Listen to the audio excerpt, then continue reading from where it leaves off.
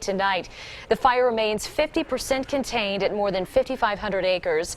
But because firefighting efforts have improved, another 100 residents are being allowed to return home. Fire bosses also let us get a closer look at the burned areas today. KRDO News Channel 13 Scott Harrison is live at the checkpoint now at Highway 78 near Beulah. Scott, you got an up close and personal view of just how hot and fast this fire burned.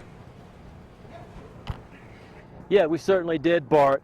8 homes burned in this fire, and it could have been worse.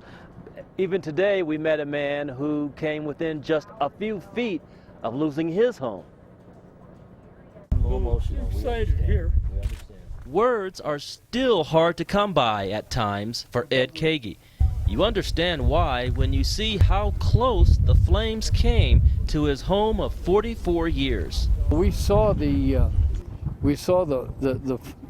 flame coming over Beulah Hill, and so I got busy and started watering the grass behind the house. Kagi says he didn't think the fire would jump Highway 78, but it did. It was about 10 minutes, and it was at our house. It was just, the wind was about 50 miles an hour. This was one of several stops on a fire media tour. Not far from Kagi's house, 3 homes gone, but it could have been worse. Fire authorities say one of the toughest parts of the firefighting effort was actually right here along North Creek Road. It served as something of a fire break between where the fire was burning and the town of Beulah.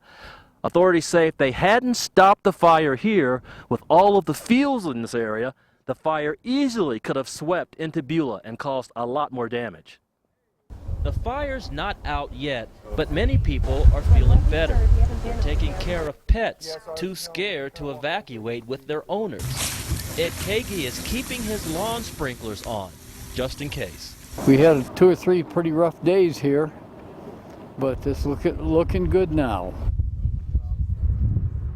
Beulah's fire chief today said he has seen an increase in people mitigating around their homes in the 4 years since the Waldo Canyon fire, and he expects a similar increase to occur after this fire. We've had clouds move in this evening and even felt a few drops of rain here. Hopefully that's going to help the firefighting effort.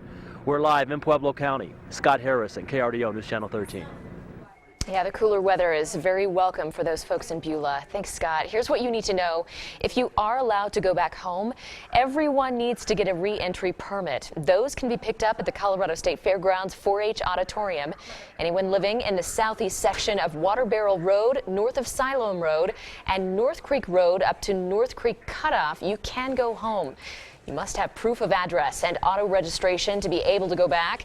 No one will be allowed past the barriers without a permit.